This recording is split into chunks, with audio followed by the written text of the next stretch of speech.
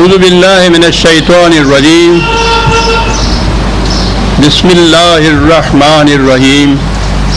عزیزان من، آج ستمبر 1983 کی 9 تاریخ ہے اور درس قرآن کریم کا آغاز سورہ الطلاق کی آیت 8 سے ہو رہا ہے، 6:5/8۔ سابقہ درس میں آپ نے دیکھا کہ اس سورت کے پہلے رکوع میں طلاق کے متعلق قرآنی احکامات کی وضاحت کی گئی تھی۔ اب اس کے بعد ہی اسی سلسلے میں اگلی آیت آ رہی ہے، کَأَيِّن مِّن قَرْيَةٍ أَتَتْ عَنْ أَمْرِ رَبِّهَا وَرُسُلِهِ فَحَاسَبْنَاهَا حِسَابًا شَدِيدًا وَعَذَّبْنَاهَا عَذَابًا نُكْرًا فَذَاقَتْ وَبَالَ أَمْرِهَا وَكَانَ عَاقِبَةُ أَمْرِهَا خُسْرًا أَعَدَّ اللَّهُ لَهُمْ عَذَابًا شَدِيدًا۔ کتنی ہی بستیاں، کتنی ہی قومیں ایسی تھیں کہ جن سے ہم نے مواخذہ کیا، اس لیے کہ وہ انہوں نے ہمارے قوانین سے اعراض برتا تھا اور اس کی جگہ اپنے قوانین کا اتباع کرنا شروع کر دیا تھا۔ تباہ ہوئی اور وہ سخت عذاب کے شکنجے میں جکڑی گئی۔ پہلی چیز تو یہ ربط کی دیکھیے، ہماری مذہبی پیشوائیت جو معاذ اللہ قرآن کے متعلق یہ عقائد رکھتی ہے کہ اس میں ربط کوئی نہیں ہے، وہ یوں ہی ہے، ادھر کا فکرہ ادھر رکھ دیا، ادھر کا ادھر رکھ دیا۔ بہرحال جو اسے خدا کا کلام سمجھتا ہے وہ تو یہ گستاخی نہیں کر سکتا۔ آنکھیں بند ہوں تو یہ چیز کہ روشنی کہیں نہیں دیتا سورج، تو ٹھیک ہے، بند آنکھوں کو تو یہی نظر آئے گا۔ بڑا گہرا ربط ہے، اور وہ یہ کہ ہماری جو عائلی زندگی، گھر کی زندگی ہے،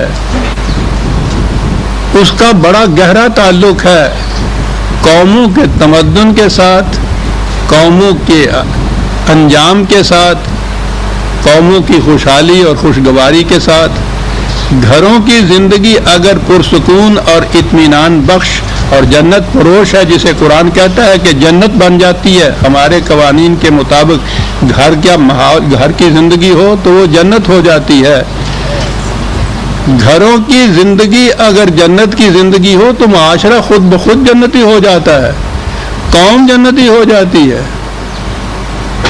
اور قوم کے جہنمی ہونے کا ثبوت مانگنا ہو تو گھروں کے اندر جھانک کے دیکھنا چاہیے، یہ گھروں کے اندر اور گھروں کے باہر فاصلہ کیا ہوتا ہے۔ یہی گھر کے اندر والے جب باہر نکلتے ہیں، صبح کام کاج کے لیے باہر نکل جاتے ہیں تو معاشرہ ہو جاتے ہیں، گھروں میں آ جاتے ہیں تو وہ عائلی زندگی ہو جاتی ہے۔ تو یہ تو ہونے سے رہا کہ گھر کے اندر آئیں تو جہنم ہو اور باہر جائیں تو وہ جنت ہو۔ جہنم کا تو کوئی گوشہ بھی جنت نہیں ہوتا تھا، وہ تو ساری کی ساری جہنم ہوتی ہے سر۔ تو عائلی قوانین کا ذکر آ رہا تھا، اور آگے یہ ہے کہ جن قوموں نے ہمارے قوانین سے اعراض برت کے، یہ 2 باتیں بڑی ضروری نوٹ کرنے کی ہیں۔ انہوں نے اعراض برتا امر ربہا سے، اور انہوں نے فالو کیا، اتباع کیا امر ہا کا۔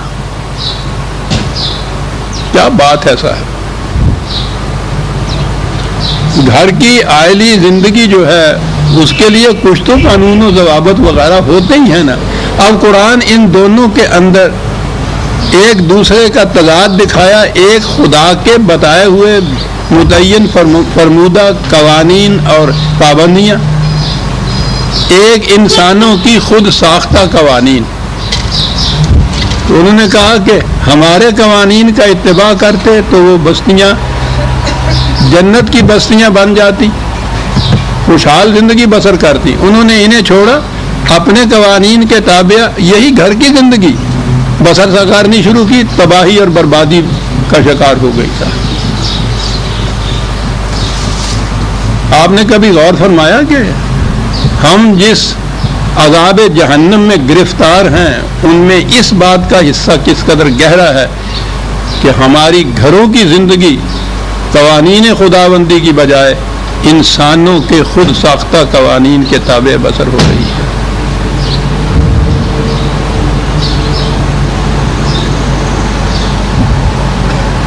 میری کیفیت، اسے خوش بختی کہیے یا بدنصیبی، کوئی ایک ڈاکٹر کی سی ہے کہ ہمیشہ مریض اس کے پاس آتے ہیں جو تندرست ہوتا ہے، اپنے گھر میں بیٹھا ہوتا ہے۔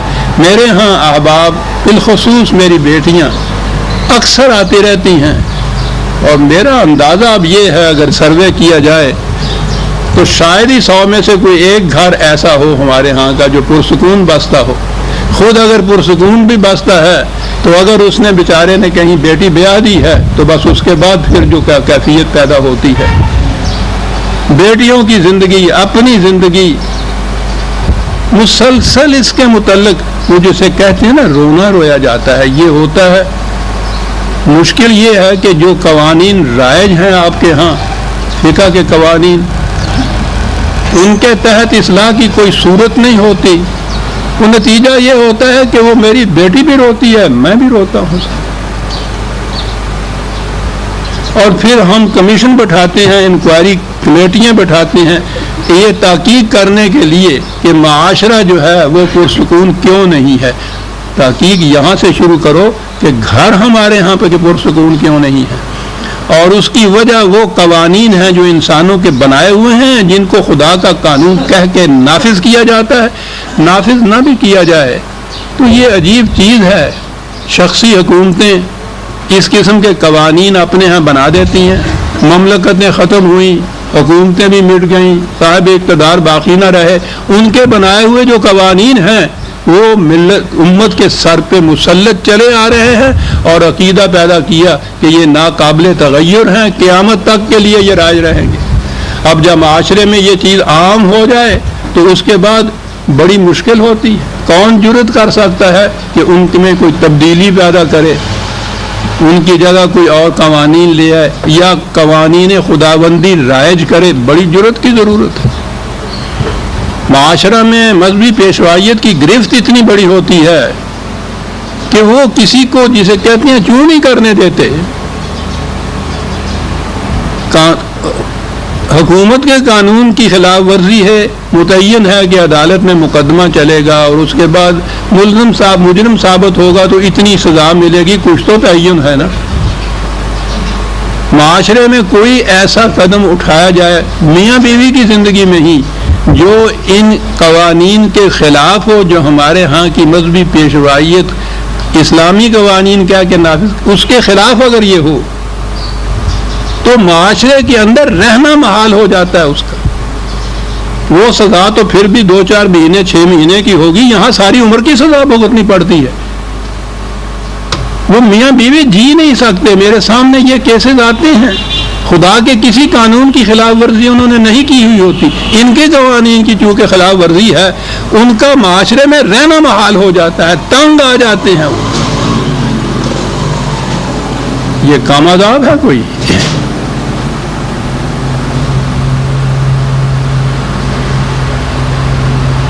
ملوکیت کے زمانے میں انہوں نے پبلک لاز جسے آج کہتے ہیں، اس زمانے میں یہ اصطلاح تو نہیں تھی۔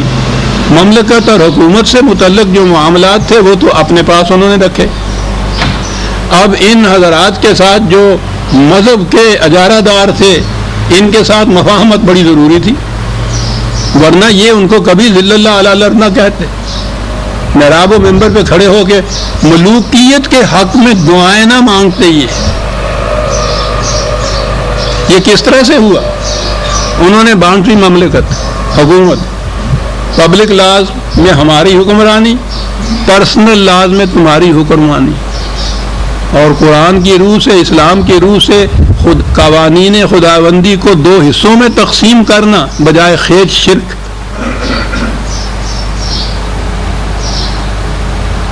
وہ تو فَادْخُلُوا فِي السِّلْمِ كَافَّةً کہتا ہے، پورے کا پورا ماننا ہوتا، یہ حصے ہی نہیں کیے جا سکتے۔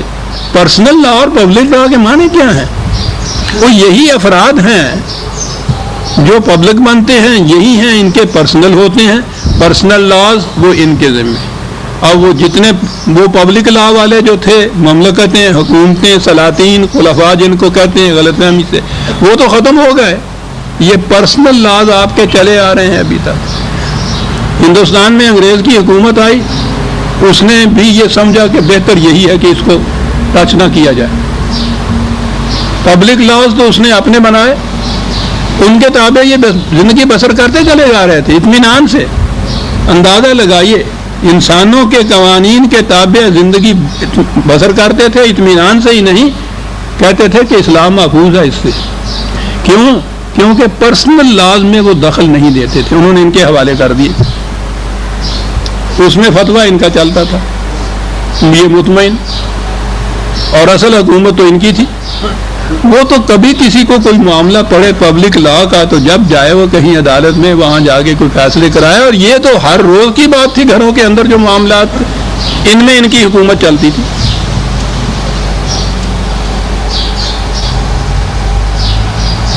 وہی چیز سمجھا یہ تھا کہ مملکت پاکستان بنے گی تو اسلام کے نام پہ جیسا کہتے ہیں تو اسلام تو آئے گا نا, کم از کم یہ اس قسم کی تقسیم تو نہیں رہے گی.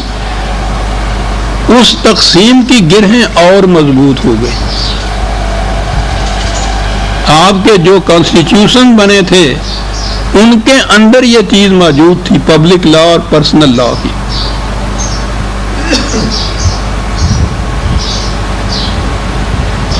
یہ پرسنل لاز کی گرہیں کیوں مضبوط ہوئی؟ اس لیے کہ یہ جو پرسنل لا یا شخصی قوانین ہیں ہر فرقے کے اپنے اپنے الگ الگ ہیں. ان کو پبلک بنائیے تو وہ قانون تمام فرقوں کے اوپر لاگو ہوگا. یہ اس کے لیے تیار نہیں کہ یہ تو ملاخدت فی الدین ہے, اس کی ہم اجازت نہیں دیتے, یعنی فرقے مٹانے کی اجازت نہیں دی جاتی. تو انہوں نے, انگریز نے کہا کہ ہمیں کیا ضرورت ہے اس اوکھلی میں اپنا سر دیں. ٹھیک ہے, رکھو تم اپنے اپنے لاز, اپنے اپنے فرقے مضبوط ہوئے, اپنے اپنے لاز, اپنے اپنے قوانین, ان کو مضبوط سے مضبوط تر کرتے چلے گئے. ٹھیک ہے, حنفی میں یہ آیا ہے, حنبلی یہ کہتے ہیں, شافعی کا یہ کہتے ہے, وہ اپنے اپنے لگے رہے, وہ اپنی حکومت کرتے چلے گئے. ہم نے سمجھا تھا کہ بہرحال یہ مملکت اسلام کے نام پہ جسے کہتے ہیں, تو کم از کم اس کے اندر یہ چیزیں جو بالبداہت قرآن کے خلاف, اسلام کے خلاف ہیں, وہ تو مٹ جائیں گی. پرسنل لاز کو مٹانے کے لیے یہ چیز میں نے عرض کیا ہے کہ پھر وہ درمیان میں وہ میں آ جاتی ہے تو مجھے کچھ طبعاً ایسی صورت ہے کہ جھجک ہوتی ہے, لیکن کہنا پڑتا ہے. یہ صرف یہاں کی آواز تھی جس نے پہلے دن سے یہ کہا کہ یہ فرقہ بندی قرآن کی روح سے شرک ہے. پرسنل لاز اور پبلک لاز کی تقسیم اور تکفیر جو ہے یہ خلاف اسلام ہے. یہ ایک ہی قسم کا ضابطہ قوانین ہے جو قرآن کی روح سے مرتب ہو اور تمام مسلمانوں کے اوپر یکساں طور پہ منطبق ہو, ان کا اطلاق ہو. لیکن کون سنتا تھا؟ آپ حیران ہوں گے کہ وہ ہر دستور میں یہ شخصی اور ہر دستور کے خلاف طلوع اسلام نے آواز اٹھائی. آئلی قوانین کے متعلق آپ کو معلوم ہے کتنا کچھ لکھا ہے اس میں. غنیمت تھا کہ غالباً 73 کے آئین میں یہ جو چیز تھی کہ پرسنل لاز ہر فرقے کے اپنے اپنے الگ الگ ہوں گے, یہ شک نہیں تھی. اصرار کر کے ان حضرات نے اس کے اندر داخل کرائی شک.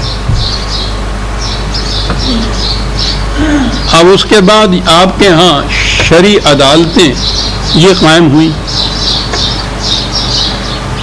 یہ پرسنل لاز جو ہیں شرعی عدالتوں کے حیطہ اقتدار سے باہر ہیں.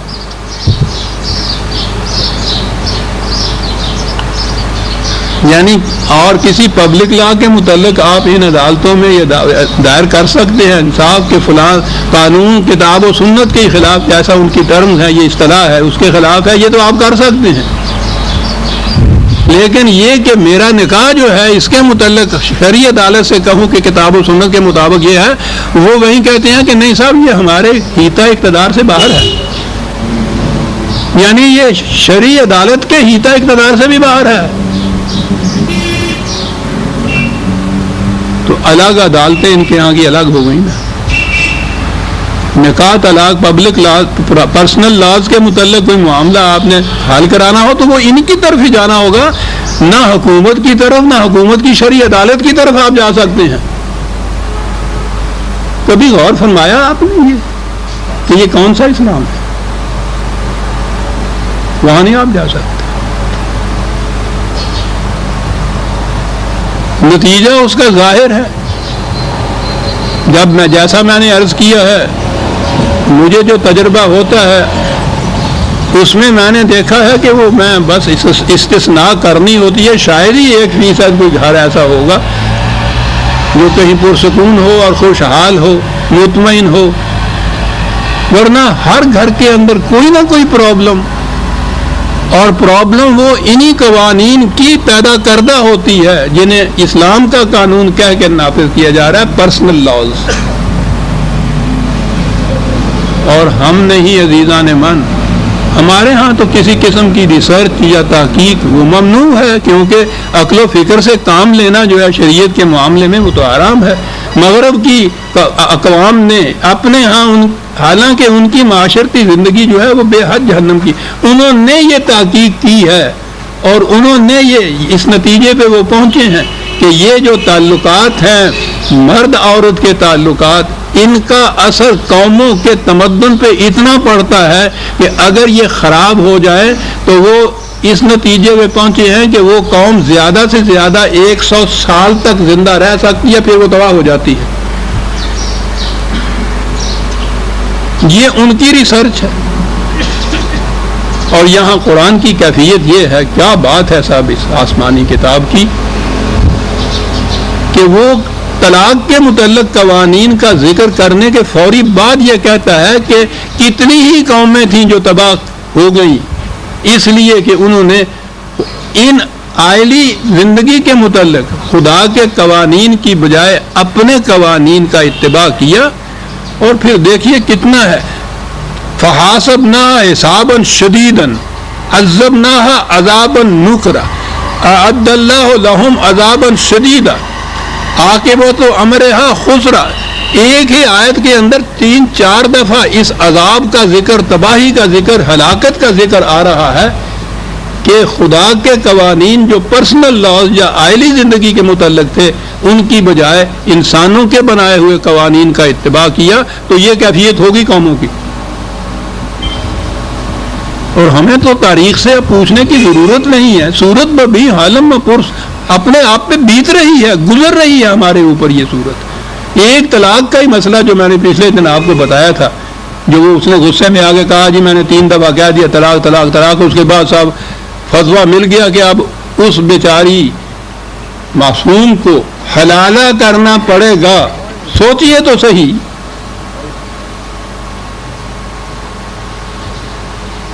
یہ عذاب نکرہ نہیں ہے؟ کیا بات ہے قرآن کی نکرہ،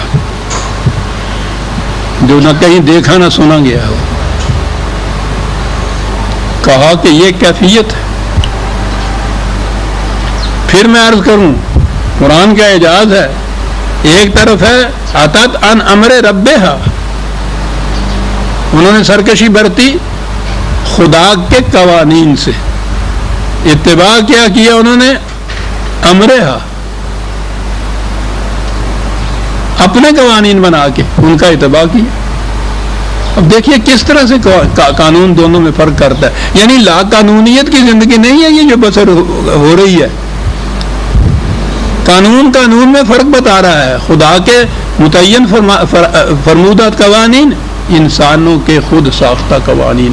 اور عزیزان من، جب ہم انسانوں کے کہیں گے، کتنے ہی بڑے جلیل القدر بزرگ متقی پرہیزگار وہ ہستیاں کیوں نہ ہوں، کسی انسان کو خدا نے حق نہیں دیا ہے کہ وہ اپنے قوانین دوسرے انسانوں پہ نافذ کرے، کسے باشو کوئی بھی ہو۔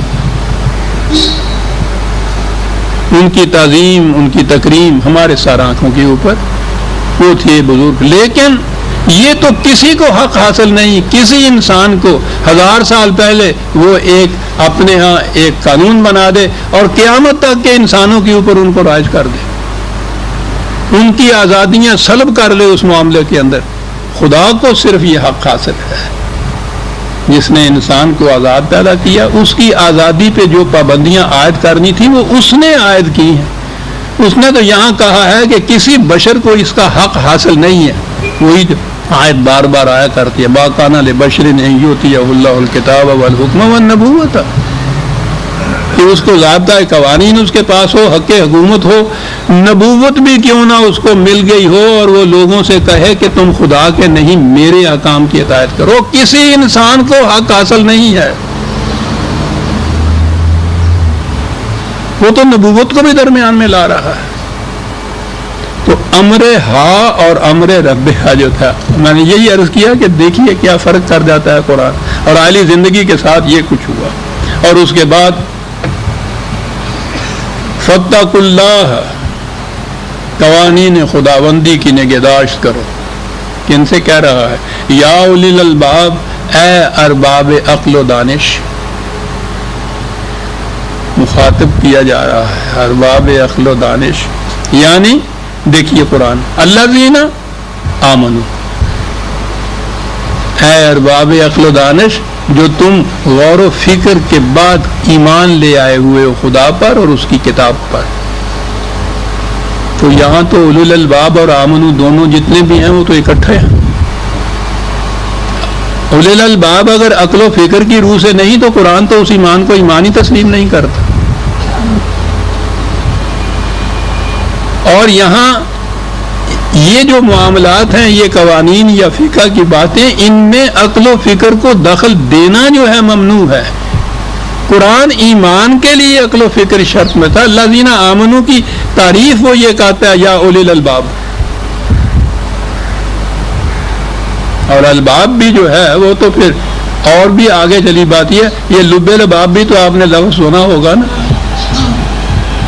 تو میں جو کہا کرتا ہوں پنجابی میں بھی تت کڈیا ہے کسی چیز کا جڑا ہوتا ہے، نچوڑ کسی چیز کا جو ہوتا ہے، عقل کا بھی نچوڑ.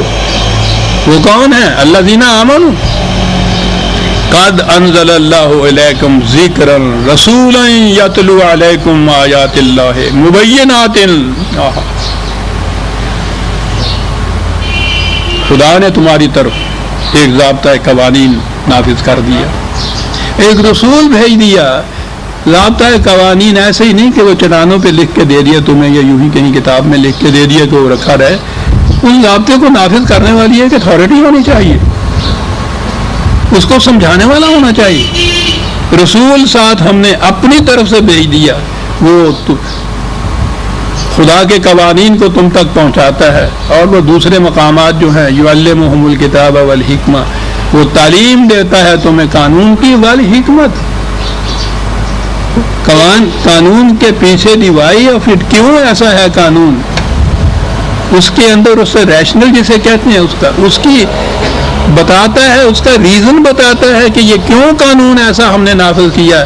رسول کا فریضہ تھا کہ قرآن نے جو قانون دیے اور اس کی حکمت جو قرآن نے بیان کی، اس کی تعلیم دینے والا رسول کہا ہم نے اتنا بڑا انتظام کیا.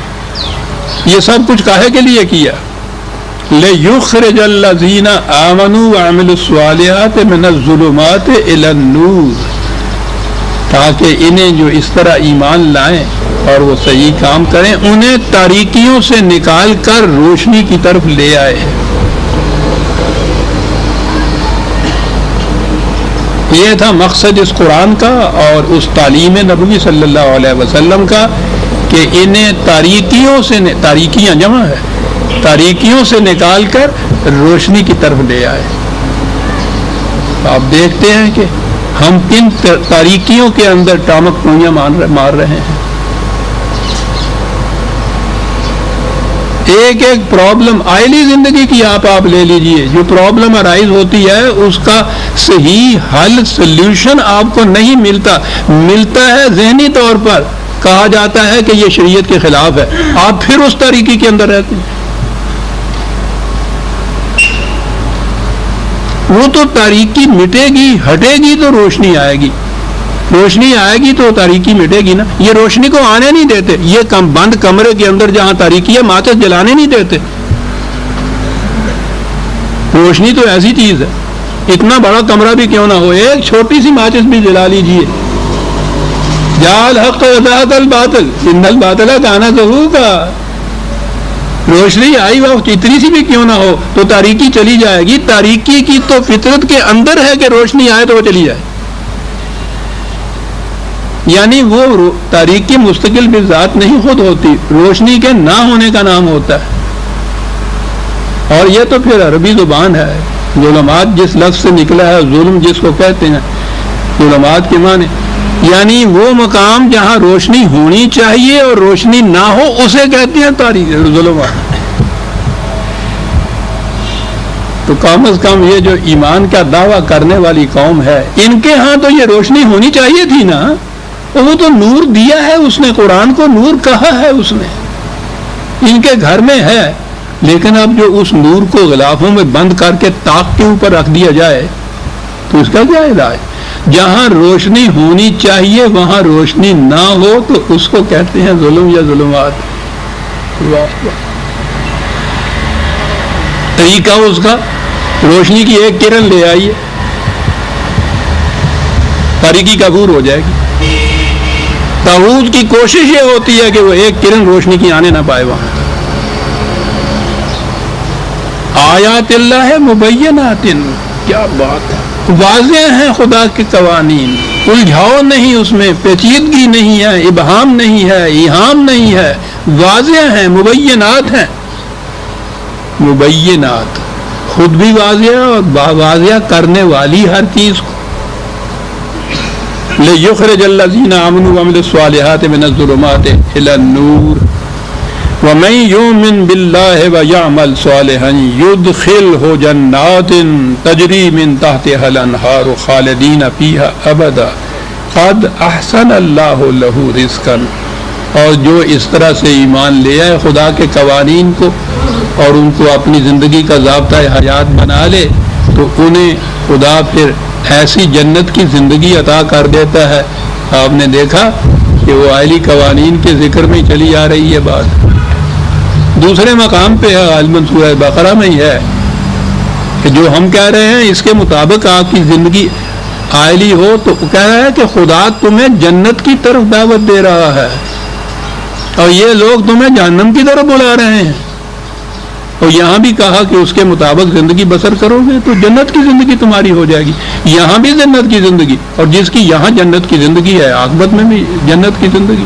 جو یہاں جہنم میں ہے وہاں بھی جہنم میں. من کان فی ہذہ اعمی فہو فی الآخرۃ اعمی. جو یہاں اندھا ہے وہ وہاں بھی اندھا ہی ہوگا.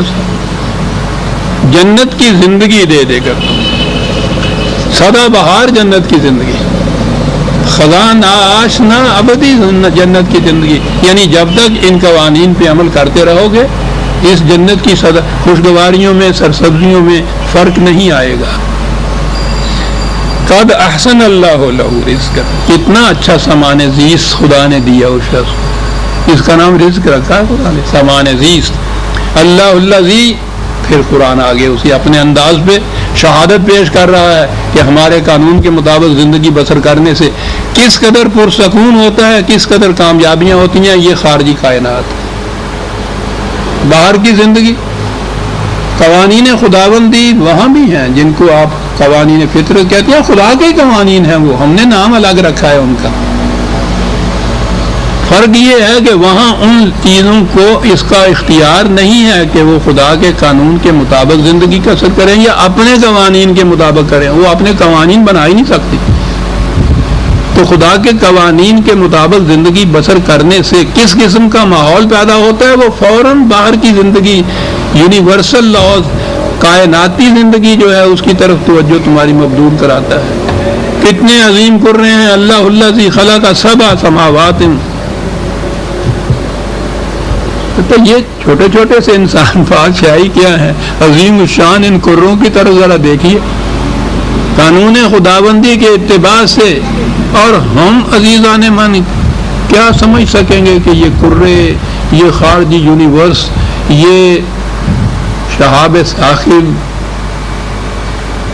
یہ ایسی قرآن کی گزرگاہیں جنہیں کہکشاں کہا جاتا ہے, یہ تو علم الافلاق کے جو ماہرین ہیں ان کی کوئی ایک آدھ کتاب بھی آپ پڑھیے تو آدمی ہاتھ پکڑ کے رہ جاتا ہے کہ یا اللہ یہ تیری کائنات اس کا ذرا سا گوشہ ہوتا ہے. وہ ان کے مقابلے میں زمین تو ایک طرف رہی، یہ نظام شمسی جسے کہتے ہیں جس کے اندر یہ اتنے اور قرے ہیں، وہ کہتے ہیں وہ ایسے ہے جیسے ایک صحرا میں ذرہ ہوتا ہے. یہاں قرآن ہمیشہ مثال دیتا ہے ان قروں کی ارض و سما کی جو ہمارے سامنے محسوس و مری شکل میں ہوتے ہیں. وہ کہا دیکھا کہ کس سکون سے، کس ڈسپلن سے، کس ضبط و ضبط سے یہ کارگاہ کائنات چل رہی ہے. کیوں چل رہی ہے؟ وہ خدا کے قوانین کا اتباع کر رہی ہے. اور آگے ایک بات کہی ہے عزیزان مان، ویسے تو قرآن کے ایک ایک لفظ سے اس کی شہادت ملتی ہے کہ یہ خدا کا کلام ہے، وہی ہے. بعض مقام ایسے ہوتے ہیں جہاں وہ پکار اٹھتی ہیں کہ یہ خدا کا کلام ہو سکتا ہے. کوئی انسان ایسا نہیں کہہ سکتا تھا. 1400 سال پہلے کی علم الافلاق کی کتابیں آپ دیکھ لیجیے عزیزان مان، جو بھی رائے تھی کسی میں یہ بات نہیں ملے گی جو قرآن کہہ گیا. آج یہ بات سمجھ میں آ سکتی ہے. کیا کہا ہے؟ خلق سبع سماوات، اس نے متعدد قرے پیدا کیے بلندیوں پہ. وَمِنَ الْأَرْضِ مِثْلَهُنَّ، اور ان کی مثل، عام ترجمہ ان کی مثل ارض پیدا کی. بڑی عظیم چیز ہے یہ. سما کہتے ہیں جو چیز اونچی ہو، ارض کہتے ہیں جو چیز نیچے ہو.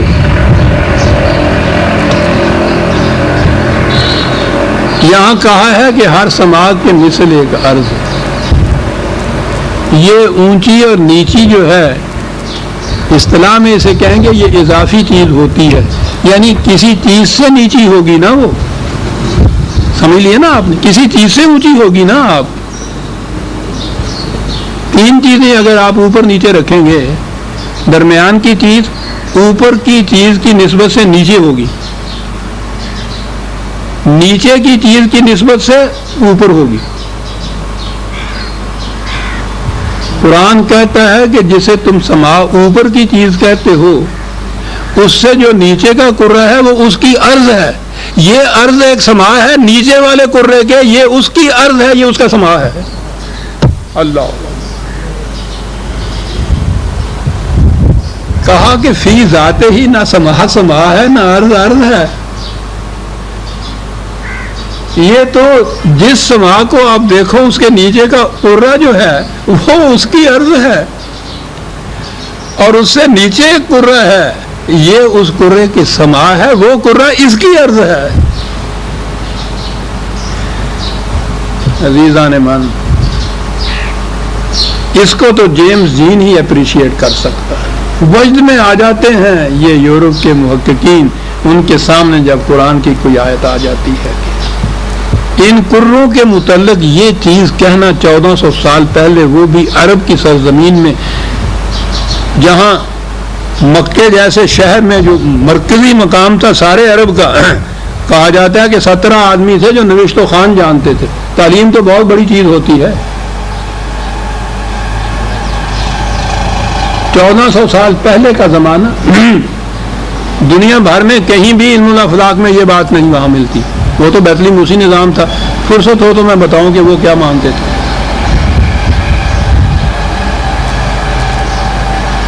اس کے اندر عرب یا ملک تو جو باقی ممالک کے مقابلے میں بھی اتنا کم درجے کی علم وہاں تھی، اس میں ایک فرد جو نبوت سے پیشتر ان پڑھ ہے وہ شخص صلی اللہ علیہ وسلم، وہ یہ بات علم الافلاق کے متعلق کہتا ہے. وہ تو ایک طرف اس زمانے کا تو بطلیموس بھی یہ بات نہیں کہہ سکتا تھا جو کہی گئی. کیا یہ انسانی فکر کی بات ہو سکتی ہے؟ آج یہ لوگ اس تحقیق کے بعد پہنچے کہ یہ جو قرے اس طرح سے یوں نظر آتے ہیں، یہ واقعی ان کی کیفیت یہ ہے اوپر ہیں نیچے والے سے پھر نیچے ہیں. اور قرآن نے لفظ ہی ایک استعمال کیا ہے صاحب, وَمِنَ الْأَرْضِ مِثْلَهُنَّ, ہر سما کی مثل اس کی ایک ارض. کیا بات,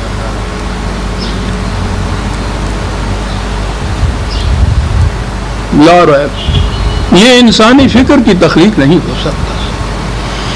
خدا ہی یہ کہہ سکتا تھا جو خالق تھا ارض و سما کا, مثلہم.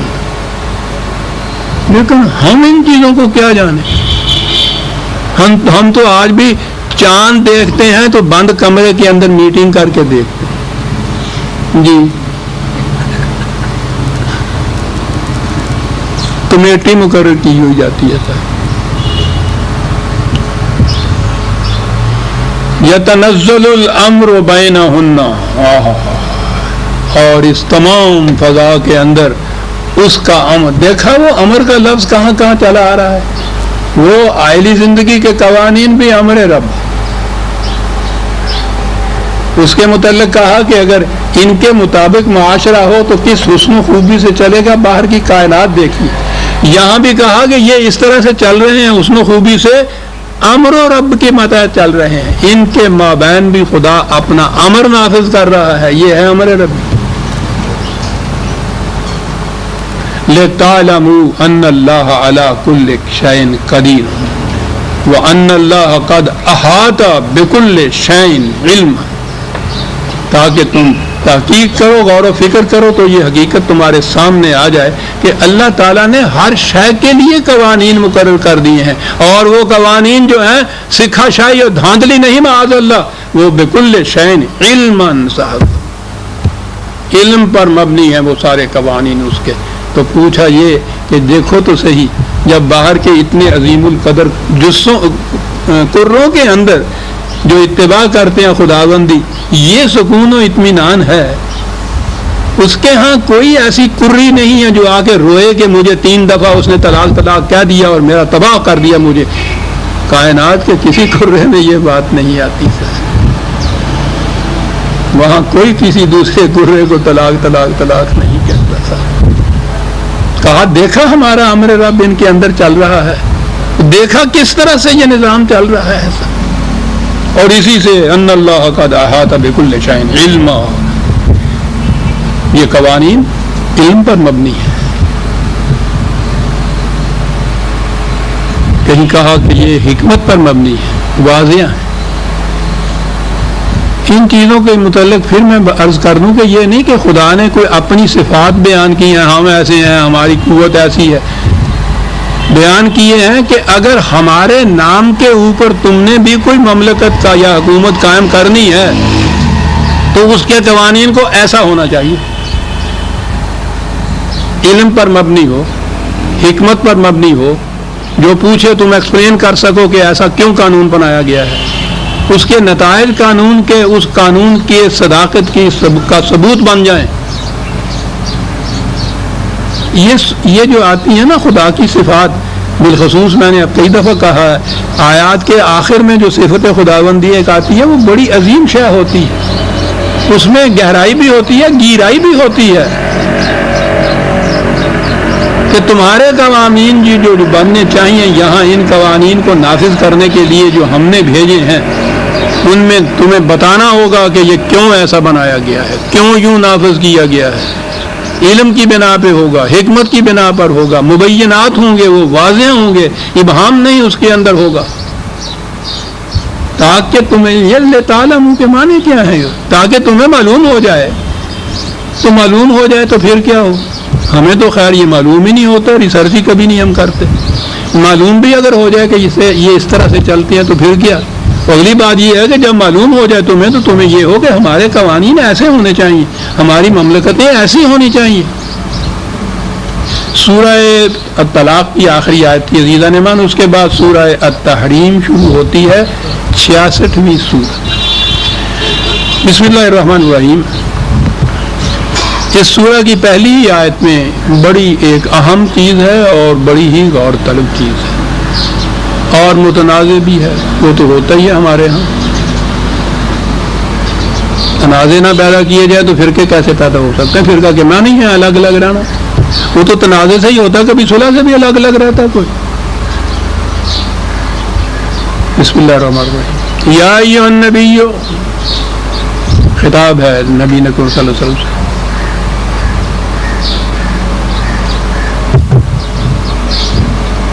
یا ایھا النبی لم تحرم ما احل اللہ لک تبتغی مرضات ازواجک واللہ غفور رحیم.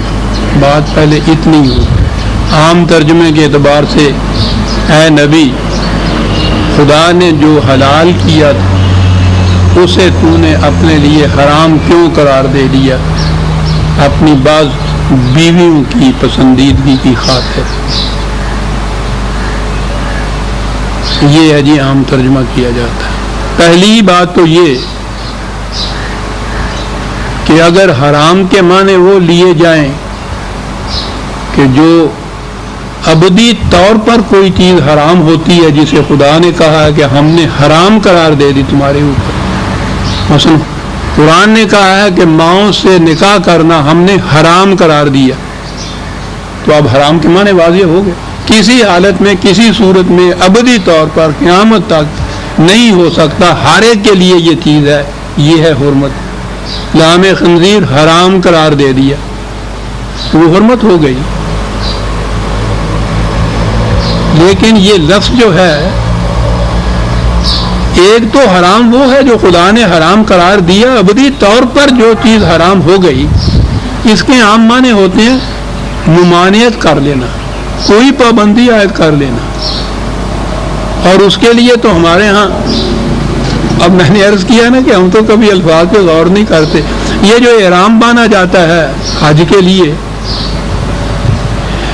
میں سمجھتا ہوں ہر سال ہمارے ہاں سے بھی ہزارہ اور دنیا میں سے لاکھوں جاتے ہوں گے، اور آپ احباب میں سے بھی گئے ہوں گے، آرام باندھا ہوگا. کبھی سوچا بھی کہ اس کو آرام کہتے کیوں ہیں؟ یہ کیا بات ہے؟ ہم نے تو یہی سمجھا ہے نا کہ وہ وہاں صرف ایک ہی بن سلی چادر ہوتی ہے نیچے اوپر، اور اس کے لیے مسئلہ یہ کہ سب ایک ہی قسم کے سارے نظر آئے، اس لیے ہے. یہ اس کو احرام کہا کیوں گیا ہے؟ وہ تو یہیں سے ہے یہ لفظ جو ہے ہیر میم. وہ ایک مقام ہے میقات جہاں سے وہ شروع ہوتا ہے حرم کا وہ دائرہ سمجھ لیجئے. وہاں پہنچنے پر بہت سی چیزیں جو اس سے پہلے عام طور پر جائز تھیں، کی جا سکتی تھی، بہت سی چیزوں کی ممانعت ہو جاتی ہے کرنی. اس کا شعار یا سمٹم یہ ہے کہ میں نے اپنے اوپر یہ چیزیں جو خدا نے کہی ہیں حج کے دوران، ان کی میں نے ممانعت اپنے اوپر عائد کر دی، پابندی عائد کر دی ہے. یہ اس کا ایک سمٹم ہوتا ہے. اس اعتبار سے اس کے لیے لفظ ہی احرام آیا ہوگا، وہ پابندی ممانعت عائد کر لینا. قرآن کریم میں بھی یہ لفظ جو ہے اس حرمت کے علاوہ جو قرآن خدا نے حرام قرار دیے ہیں، عام پابندی کے معنوں میں بھی یہ لفظ آتا ہے، واجب قرار دینے کے معنوں میں بھی یہ لفظ آتا ہے. تو پہلی چیز مجھے اس لیے یہ اتنی کہنی پڑی کہ اگر اس کے معنی یہ کہیں کہ اے نبی تو نے کیوں حرام قرار دے دیا اپنے اوپر حلال کو، تو اس کے معنی یہ ہو گئے کہ خدا کے حلال کردہ کو نبی نے حرام قرار دے دیا. معاذ اللہ، ان معنوں میں معاذ اللہ نبی کبھی ایسا کر سکتا تھا؟ یہ تو نبی ایک طرف رہا. یاد رکھیے حرام اور حلال جو ہے یہ خدا نے اپنے، اس کی اختیارات خدا نے اپنے لیے رکھے ہیں، صرف اپنے لیے رکھے ہیں. یہ کوئی چھوٹی بات نہیں ہے کہ اس قیامت تک کے لیے تمام انسانوں کو کی پابندی کی آزادی پہ ایک پابندی لگا دینا کہ تم یہ نہیں کر سکتے. قیامت تک کے لیے اس کی آزادی سلب کر لی جاتی ہے، پابندی لگا دی جاتی ہے. بہت بڑی چیز. خدا نے انسان کو صاحب اختیار و ارادہ پیدا کیا، اس کے اختیار اور ارادے پر پابندی عائد کرنے کا کسی کو حق حاصل نہیں ہے. اسی کو کہتے ہیں کہ کسی انسان کو حق حاصل نہیں کہ دوسرے انسان پہ حکومت کرے. اس کے معنی یہ ہے کہ اپنی کسی بات کی پابندی عائد کرے اس کے اوپر. یہ صرف خدا کو حق حاصل ہے. تمام انسان یکساں طور پہ آزاد پیدا ہوئے ہیں. ان کی انسانوں کی آزادی کے اوپر کوئی پابندی عائد کرنی جو تھی یہ خدا کے اپنے اختیار کی بات تھی, کسی انسان کی نہیں. اس نے جو پابندیاں عائد کرنی تھی جن کی حکمت اور مصلحت اس کو معلوم ہے اور اس نے بیان کی, وہ اس نے عائد کی ہیں. وہ جو پابندیاں خدا نے عائد کی ہیں اسے کہتے ہیں حرام قرار دیا ہے خدا نے اس چیز کو. اور کہا اس نے یہ ہے کہ کسی انسان کو حق حاصل نہیں ہے کہ خدا نے جس چیز کو حلال قرار دیا ہے یعنی جس پہ پابندی نہیں لگائی ہے اس کے اوپر کوئی پابندی لگا دے. یا ایھا الذین آمنوا لا تحرموا طیبات ما احل اللہ لکم. اے جماعت مومنین کو خطاب ہے کہ خدا نے جو کچھ حلال قرار دیا تمہارے لیے اسے اپنے لیے حرام قرار نہ دو. یہ خدا فرما رہا ہے کہ جسے حلال قرار دیا اسے حرام قرار نہ دو مومنین کو. تو کیا معاذ اللہ نبی یہ کہے گا کہ جس کو خدا نے حلال قرار دیا تھا اس کو حرام قرار دے لے اپنے اس معنی میں؟ یہ تو اتنی بڑی معصیت ہو جائے گی. آپ یہ دیکھ رہے ہیں کہ یہ اور دوسرے مقامات کے اوپر کئی مقامات پہ اوپر ہے کہ خدا نے حرام قرار دیا ہے, خدا نے پابندی عائد کی ہے, کسی دوسرے کو حق حاصل نہیں ہے. اور یہاں تو خاص طور پہ کہا ہے, دو ہی لفظ یہاں بھی ہیں حلال اور حرام, اس آیت میں بھی دو ہیں. عام مومنین کے لیے ہے تو نبی کے اوپر تو سب سے اولا طور پر یہ بات ہو جائے گی. تو کیا رسول اللہ نبی اکرم صلی اللہ علیہ وسلم معاذ اللہ اس طرح کی معصیت کریں گے کہ خدا نے جو حلال قرار دیا اسے ابدی طور پہ حرام قرار دیں؟ پہلی چیز میں یہ عرض کر رہا تھا کہ یہ حرام کا لفظ ان معنوں میں نہیں ہے. یہ اس کے معنی ہے پابندی عائد کر لینا کسی چیز پہ, اور یہ کوئی کر سکتا ہے. موافق. قرآن کریم نے جہاں بھی حلال کہا ہے وہاں ساتھ طیباً کہا ہے کہ یہ چیزیں حلال ہیں, ان پہ کھانے پہ پابندی نہیں ہے, لیکن ان میں سے جو خوشگوار تمہیں نظر آئیں, مرغوب خاطر ہوں, پسندیدہ ہوں, مضر صحت نہ ہوں, انہیں کھاؤ. اگر کوئی چیز آپ کو ناپسند ہے تو آپ نہ کھائیے, لیکن اسے حرام نہ قرار دے دیجیے. یہ دونوں میں بڑا لطیف فرق ہے. مجھے یہ چیز اچھی نہیں لگتی, میں نہیں کھاتا, مرغوب خاطر نہیں ہے, ٹھیک ہے. حرام شے کو تو آپ نہیں کھا سکتے خواہ آپ کو وہ اچھی لگے, وجود اس اضطراری حالت کے جو قرآن نے بتایا. حرام کو حلال نہیں کر سکتے. حلال چیزوں کے اندر قرآن نے طیبہ ساتھ کہا ہے کہ جو ان میں سے مرغوب خاطر ہو, اچھی لگیں, پاکیزہ ہوں, انہیں کھاؤ. تو اس قسم کی پابندی عائد کرنا یہ حلال کو حرام قرار دینا نہیں ہے بلکہ خود نہ کھانا. اور ویسے بھی جو حلال چیزیں دنیا میں وہ تو لاکھوں کی تعداد کے اندر, کروڑوں کی تعداد کے اندر دنیا میں ہوں گی. وہ کون سا شخص ایسا ہے جو کہ میں نے ہر ایک حلال چیز کھا لی ہے؟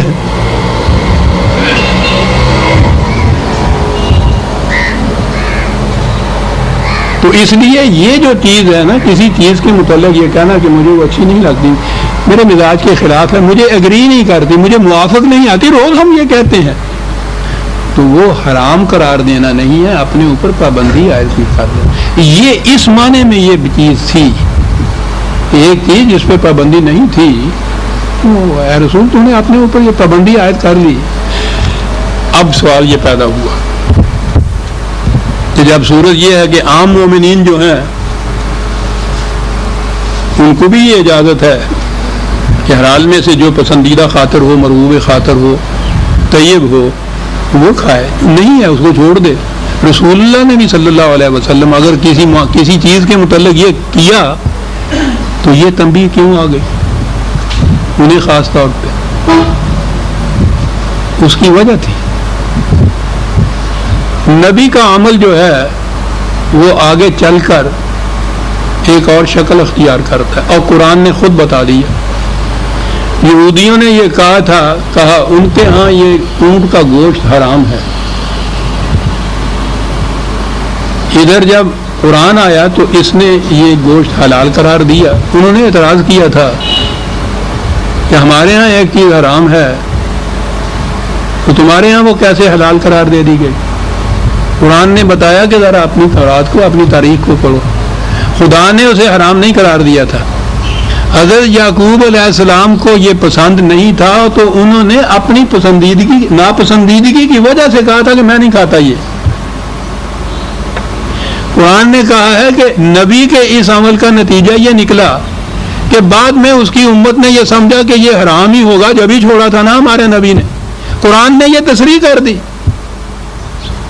اور یہودیوں سے کہا کہ خدا نے یہ حرام قرار نہیں دیا تھا، تم لاؤ کوئی سند اس کے لیے کہ خدا نے حرام قرار دیا. یہ تو تمہیں معلوم ہے نا کہ یعقوب علیہ السلام نے، انہوں نے اس کو چھوڑا تھا تو یعقوب علیہ السلام نے تو اپنی ذات کے لیے، قرآن یہ کہتا ہے انہوں نے اپنی ذات کے لیے یہ کہا تھا کہ مجھے پسند نہیں ہے اس لیے میں نہیں کھاتا. تم نے سمجھ لیا کہ یہ شریعت کا حکم ہے. تو قرآن کہتا ہے کہ پھر امتیں شریعت کے احکام اس طرح بنا لیا کرتی ہیں. اے نبی محتاط رہیے. جن کے رتبے ہیں سوا، ان کی سوا مشکل ہے. محتاط رہیے. آپ تو محض اپنی ناپسندیدگی کی خاطر ایک چیز کر رہے ہیں. یہ اس کو امر مسنون قرار دے دیں گے، بعد میں شریعت بن جائے گی، پھر اس کے بعد بڑے احتیاط کی ضرورت ہے. اور یہیں سے عزیزان من بڑا اہم مسئلہ طے ہو جاتا ہے.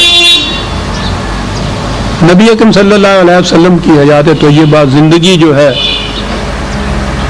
جو قرآن کے اندر وہ اسوہ حضور کا محفوظ ہے، وہ تو محفوظ ہے، متعین ہے، مقرر ہے، ایک ایک حرف سچ ہے. یہ جو بعد میں مرتب ہوا ہے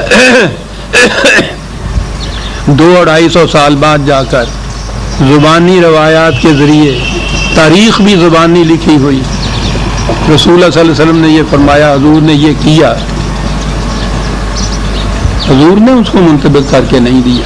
ٹھیک ہے، اگر کوئی چیز ایسی اس میں بھی آتی ہے کہ جس میں یہ رسول اللہ نے ایسا نہیں کیا عمر بھر، اور اس کو کہا جائے کہ یہ پھر شریعت میں حرام ہو گیا، کیا معلوم ہے کہ حضور نے اپنی عادت کے مطابق ہی اس سے اجتناب کیا.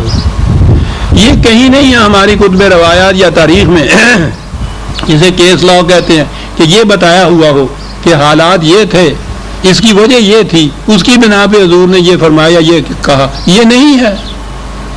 تو اب یہ کیسے متعین ہو سکتے؟ یہ جو کہا جاتا ہے کہ یہ سنت رسول اللہ ہے، یہ سنت نہیں ہے. اور اسی لیے ہر ایک فرقے کی الگ الگ سنت ہو گئی. کسی نے کہا کہ نہیں یہ ہو سکتا ہے، کسی نے کہا کہ یہ نہیں ہو سکتا. تو گویا یہ چھوڑ دیا ان کے اوپر متعین کرنا کہ کون سی بات سنت ہے، کون سی سنت نہیں ہے. اور جو سنت ہے وہ فریضہ شریعت قرار پا گیا. اندازہ لگائیے کیسے متعین کیا آپ لوگ. حضور نے تو خود ہی بعض معاملات میں یہ فرما دیا تھا. وہ ہے ایک واقعہ حدیث میں بھی، بخاری میں خود آتا ہے، کھجوروں کے کعبہ لگانے کا واقعہ کے متعلق. حضور نے فرمایا تھا کہ اس طرح سے نہیں، اس طرح سے کرو تو کھجوریں زیادہ پھل دیں گی. اور انہوں نے ایسے کیا تو وہ پہلے سے بھی کم پھل ہوا. تو انہوں نے پوچھا تو آپ نے فرمایا یہ چیز ہمارے ہاں کہ تم دنیاوی معاملات کو جو تمہارے ہیں ان میں بعد میں مجھ سے بہتر جانتے ہو تو تم اس کے مطابق کیا کر. اگر یہ چیز نہ ٹکڑا ساتھ آئے تو یہ چیز بن گئی نا سنت کہ کھجوروں کو اس طرح سے گابا لگانا جو ہے ارشاد نبوی ہے.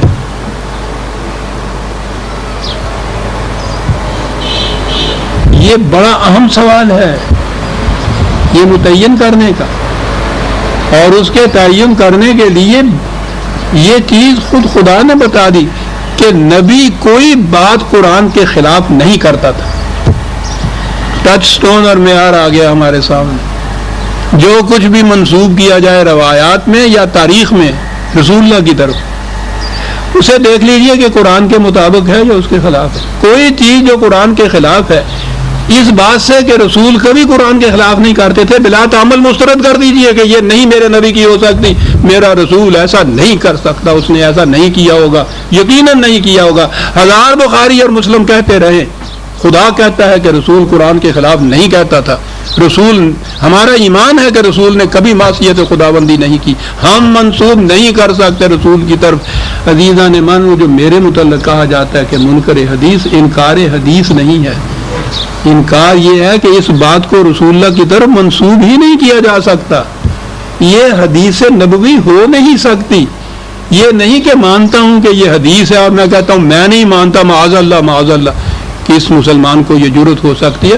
ہم تو حضور کے نام پہ ایمان لائے ہوئے ہیں. لیکن یہ بات کہ یہ رسول اللہ صلی اللہ علیہ وسلم حضور ایسا فرما نہیں سکتے تھے، کر نہیں سکتے تھے. کیوں؟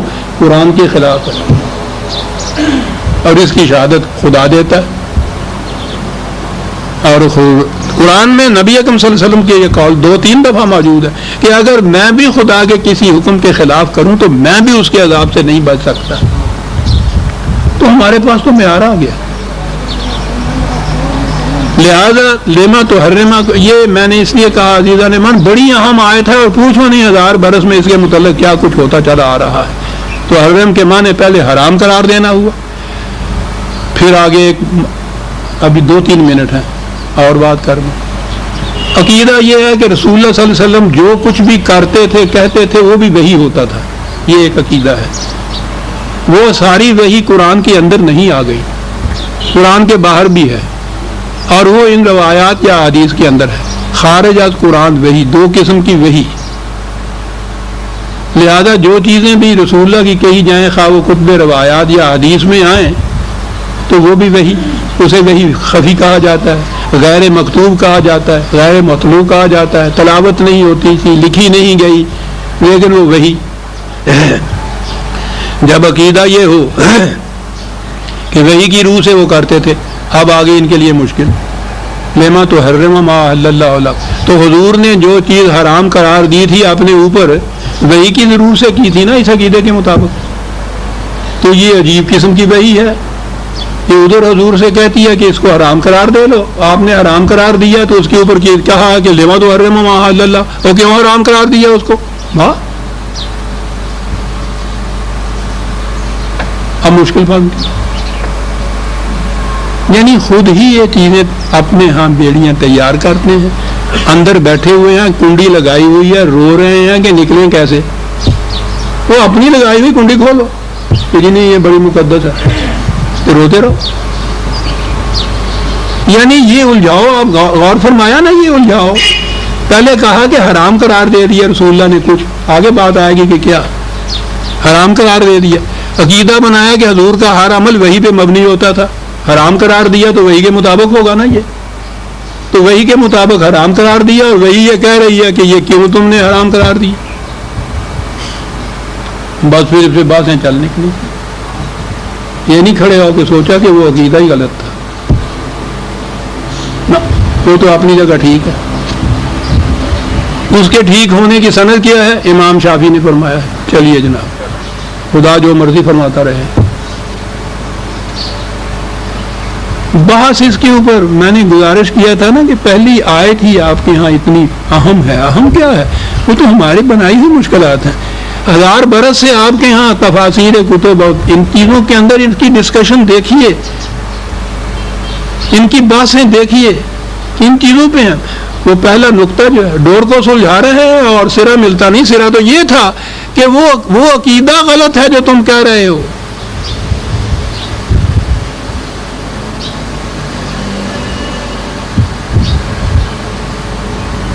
آگے بات اگر وہ مان لیں تو پھر تو یہ ہو گیا کہ رسول نے اپنے ہی مرضی اور اختیار سے یہ کیا تھا.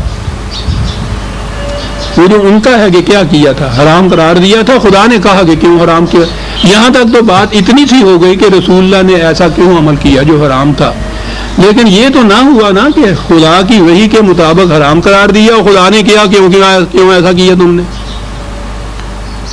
یہ تو بات نہیں تھی. بات صاف ہے. یہ حرام کا لفظ حرام کے معنی نہیں ہے ممانعت، پابندی عائد کر لینا اپنے اوپر کسی چیز کے نہ کھانے کی. ہم روز یہ کچھ کرتے ہیں. کیوں کہا خدا نے